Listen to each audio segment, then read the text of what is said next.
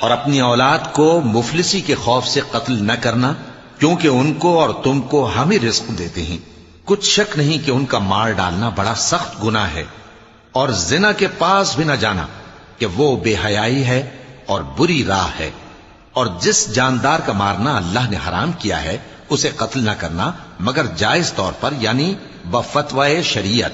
اور جو شخص ظلم سے قتل کیا جائے، ہم نے اس کے وارث کو اختیار دیا ہے کہ ظالم قاتل سے بدلہ لے، تو اس کو چاہیے کہ قتل کے قصاص میں زیادتی نہ کرے کہ وہ منصور و فتح یاب ہے۔ اور یتیم کے مال کے پاس بھی نہ پھٹکنا مگر ایسے طریق سے کہ بہت بہتر ہو، یہاں تک کہ وہ جوانی کو پہنچ جائے۔